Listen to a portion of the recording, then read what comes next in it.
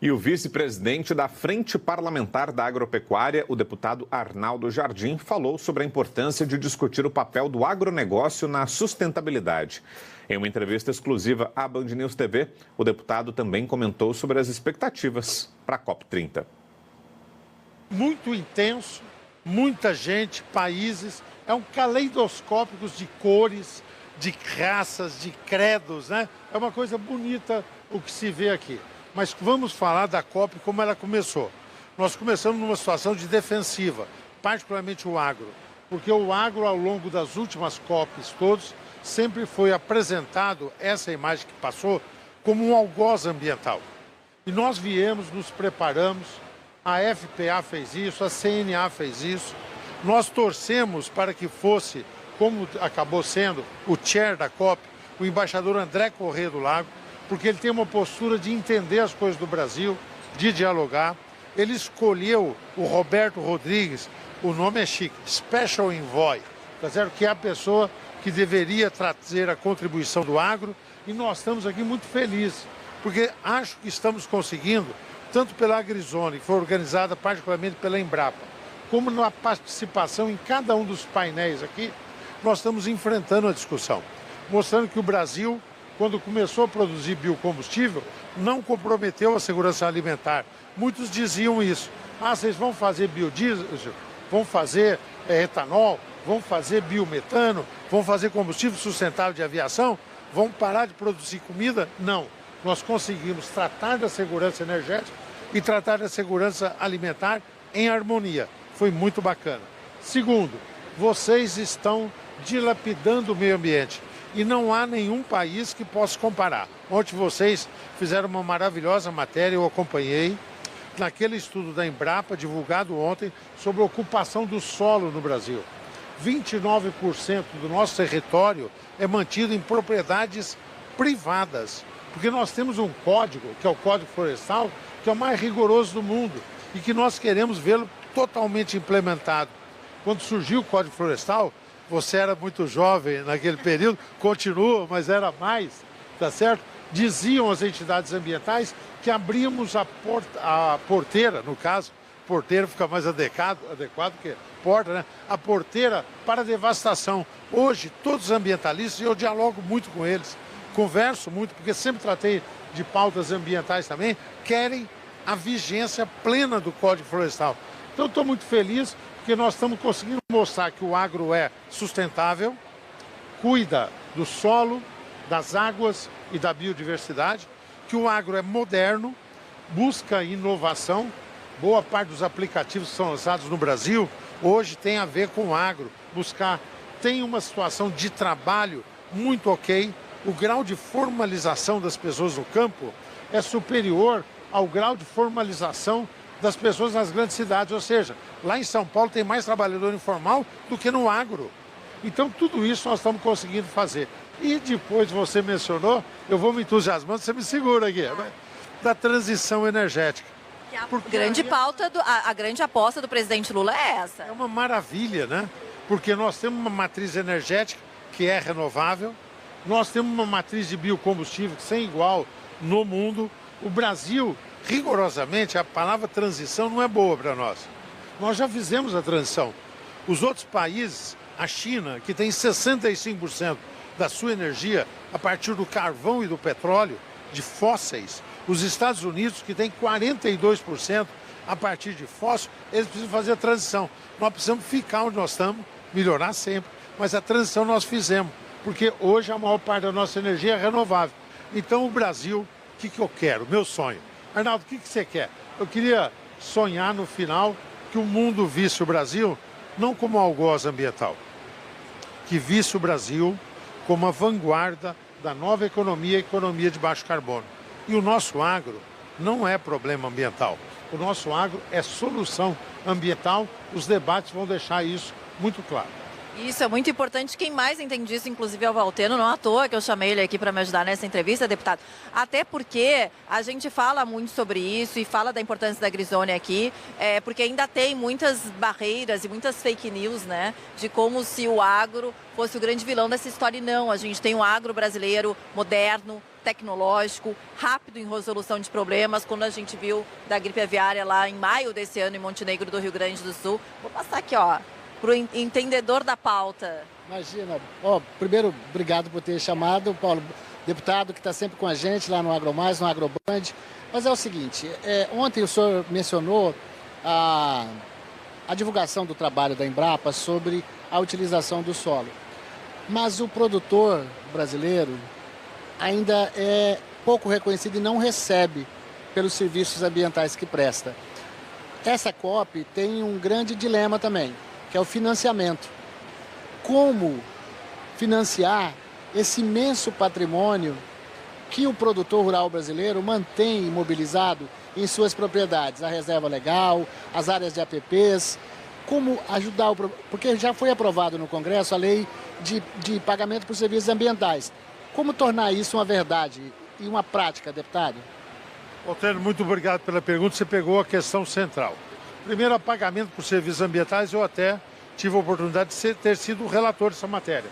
Agora, o Adalberto Maluf, que é um dos secretários lá do Ministério do Meio Ambiente, num debate que nós acabamos de fazer, ele disse que estão já com o projeto de regulamentação na Casa Civil e que ele acha que sairá. Então, nós estamos apertando para que venha a regulamentação e reconheça a contribuição. Segundo, nós queremos que a experiência que a ANA fez do agricultor produtor de água, que isso seja mais reconhecido. É muito importante isso, Paulo, porque é o seguinte, você tem uma propriedade, quando você preserva uma nascente, você garante aquilo que a gente chama olho d'água, tá certo? Você tem uma possibilidade de cuidado. E essa produção é muito importante, é uma produção à sociedade. Você tem, hoje tem um debate na Coca-Cola, uma das maiores fábricas de produtores de refrigerante. A Coca-Cola disse que a sua meta até 2050 é ter consumo de água zero. Ok, mas você vai falar, olha o tanto de Coca-Cola que tem, o refrigerante é 90% água. Eles estão dizendo que tudo que eles vão vender, eles vão ter compromisso de produzir. Então, o produtor tem que ser reconhecido por isso. Produz e ele se reconhece. Então, você começa a fazer a somatória de compensação. E tem um capítulo que dialoga com isso que o Valteno pegou, do financiamento, que eu abordo aqui. Nós temos a regulamentação sobre o crédito de carbono. Nós, quando foi feito toda a questão compulsória, vai ter meta, a indústria tem que fazer isso, tem que diminuir a emissão, nós conseguimos tirar o agro disso. Por que nós tiramos o agro? Nós não tiramos o agro por receio. Nós tiramos o agro porque você não tem hoje critérios de medição, tá certo? Muitas vezes você compara, outro dia eu vi um estudo sobre fertilizantes, dizendo que nós estamos usando mais fertilizantes que o Japão. É verdade, por hectare. Só que o hectare deles, que eles produzem uma vez ao ano e que tem neve lá, boa parte do Japão tem neve, aqui nós, no mesmo hectare, produzimos 3 vezes, não tem neve. Então é lógico que a gente consuma mais fertilizantes e defensivos por conta disso, porque é a agricultura tropical. Então, para ter essas medições todas, nós estamos acelerando, a Embrapa está se dedicando a isso. Tendo isso, nós queremos entrar no mercado de carbono. Sabe por quê? Porque o agro não é emissor de carbono, nós somos sequestrador. Cada vez que uma pé de cana cresce, cada vez que uma árvore cresce da celulose, cada vez que uma fruta cresce para depois produzir, ela sequestra isso. Então, o agro brasileiro é sequestrador de carbono e crédito de carbono, pagamento por serviços ambientais, são formas de ter essa remuneração que o Valteno se referiu.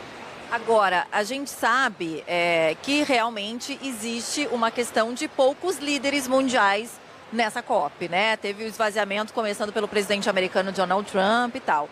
O senhor me falou, e outros empresários com quem eu conversei também, a gente sabe que algumas reuniões até paralelas em São Paulo aconteceram, enfim, que mesmo com esse esvaziamento, de repente o copo meio cheio para o governo pode ser a questão de que muitas empresas estão vindo. O senhor comentou que muitas empresas e estão por aqui participando dessa discussão. O quanto essas empresas, então, aqui podem ajudar nessa questão do financiamento que o Valteno trouxe para a gente, e esse financiamento que está sendo, inclusive, cobrado por vários representantes aqui. Foi ali a grande discussão no início dessa COP, inclusive, né, deputado? Olha, parabéns por essa abordagem, porque muitas vezes tem vários fatos que acontecem e a imprensa, com todo respeito, não apreende isso.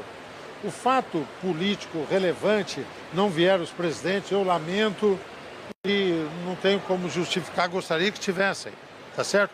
Mas eu queria destacar que é o copo, a metade cheia que você mencionou tão bem, que é o seguinte, grande número de empresários. Eu participei de eventos da pré-COP no Rio e em São Paulo, tá certo? E estão acontecendo também vários eventos. Ontem à noite a CNI, Confederação Nacional do Rio, fez um grande encontro e tinham grandes empresas mundiais lá. Hoje o IBRAM vai fazer uma reunião, terão grandes empresas mundiais. Então, sucessivamente, eu não vou mencionar a empresa porque aí você fala de uma, não fala de outra, fica chato.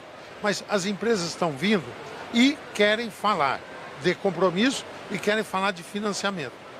A reunião que eu participei em São Paulo, no domingo à noite, estava lá o ex-vice-presidente dos Estados Unidos, o Al Gore, ela foi totalmente dedicada a financiamento. Grandes fundos que disseram, tem até uma chamada hoje no jornal de circulação nacional, dizendo que está faltando projeto, está faltando proposta, porque tem disponibilidade de recurso diferenciado. Sabe por quê, Paulo? Não é porque eles são também caridosos, é porque hoje existe uma exigência de parte da sociedade, particularmente da juventude, que quando vê um produto, quando vê um procedimento, quer saber da pegada ambiental. Isso está virando um critério de escolha. Meus filhos assim fazem, tá certo? Cada um de nós acho que pode mencionar outros exemplos. Então, dá para fechar a conta, fazer uma coisa sustentável do ponto de vista econômico e dá para tomar iniciativas de capitalizar isso para que a gente coloque a sustentabilidade definitivamente como um definidor de formas de consumo e formas de produção. Isso realmente é verdade, assim, porque eu já conversei com alguns especialistas em RH, que jovens perguntam se a empresa tem política de ESG, se não tem, não trabalham. E aí aí não querem trabalhar e realmente acaba ajudando nessa discussão também. Eu queria fazer uma pergunta para o deputado sobre o Plano Clima. O Plano Clima era para ter sido apresentado e discutido aqui, mas da forma como foi feito, parece que ficou ainda... Faltou ouvir mais gente da sociedade, parece que foi uma vitória do setor agropecuário brasileiro, da ajuda que deu o professor Roberto Rodrigues, no sentido de convencer as autoridades da COP, deputado, a adiar essa discussão. Ela é importante, mas ela colocou, ela tinha umas metas ambiciosas para 2030. Então, essa questão, por exemplo, do desmatamento, zerar o desmatamento, nós respeitamos o Código Florestal, mas a gente não vai poder plantar nas áreas ou cultivar, fazer agricultura onde é permitido. Então, como é que o senhor vê o futuro do Plano Clima? Se me permite, porque o Valteno é um especialista e você também está sabendo de tudo, né? Mas só para todos, Plano Clima, só para explicar. O Brasil tem as suas NDCs. E ontem o governo festejou, porque de 64 só, todos já deviam ter apresentado suas metas de redução dos gases de efeito estufa, cada um dos países. Ontem esse número subiu para 111. Então vários países apresentaram. Foi legal. Faltam alguns poderosos apresentarem também, os Estados Unidos, por exemplo. Tá certo? Dentro das metas, você começa a definir metas setoriais por cada um dos setores. E foi nos apresentado a nós do agro, você mencionou, sou vice-presidente da FPA, tenho um compromisso com o agro, tá certo? E foi apresentado um plano clima, tá certo? E basicamente diz o seguinte, olha, vocês vão ter que diminuir a emissão de gases em tanto. Eu não vou dar o número aqui porque é uma sopa de números, né? Na realidade é 450 milhões de toneladas, mas um tanto aqui, tá? Aí nós falamos, mas quem que vai ter que diminuir? O setor do agro organizado. Ah, tá bom, por quê? Porque vocês estão emitindo muito. Aí nós falamos, Como é que vocês mediram essa emissão? Medimos porque está tendo desmatamento. Ah, tá bom, está tendo desmatamento. Aonde está tendo desmatamento? Desse desmatamento que foi identificado, mais de 50% são em áreas do governo. Do governo, reservas do governo. Reservas do governo. Então tudo bem, mas quem tem que cuidar de evitar desmatamento nas áreas de preservação assim decretadas é o governo. E o crime fazendo isso. Porque quem faz desmatamento ilegal não é o produtor, é garimpo, essas coisas que tem que combater, né?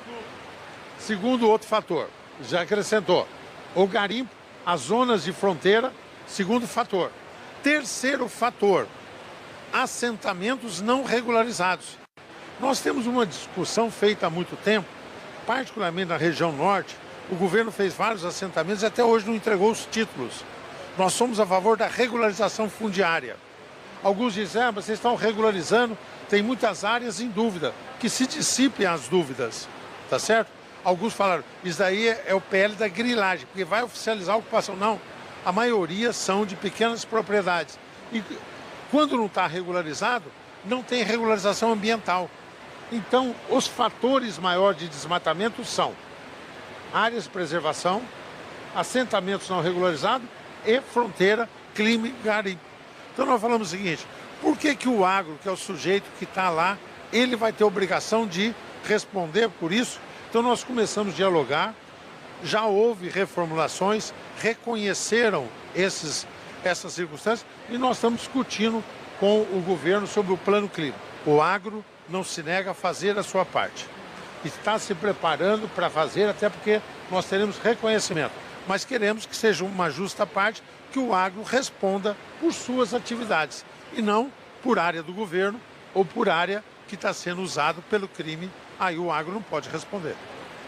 Não quer receber aí esse papel de vilão que não cabe ao agro, né? Pois olha, deixa eu te falar, Paulo, algumas coisas mais. Bioinsumos. Hoje vários dos painéis que estão tendo aqui estão discutindo que a gente deve usar mais o fator biológico para defender, defensivos, biológicos, temos, tá certo? Ou para fertilizar o solo. O Brasil é o país que mais usa bioinsumo, é o que está mais crescendo, nós aprovamos uma lei sobre isso. Plantio direto. Vou mais uma vez me referir à sua juventude.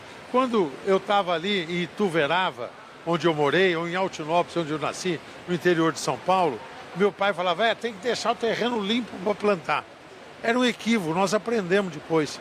Aquilo que parecia sujeira, não era sujeira, era você deixar o capim, deixar o mato, ele acabava enriquecendo o solo. A visão era que tirar é para evitar praga, tá certo? Não, hoje você deixa ali, chama plantio direto. Você planta ali. Hoje nós temos uma safra, depois passou a ser duas. Hoje nós temos integração lavoura, pecuária, floresta, que é o ano todo. E quando você produz dessa forma, você vai alternando, o solo vai ficando mais feliz ainda. Olha que expressão, solo feliz, mas é do entusiasmo, que é um solo que produz mais, ele está mais rico, ele está mais exuberante, entendeu? Então, essas coisas o Brasil o Brasil pratica e o mundo não tem consciência, nós estamos aproveitando para contar isso.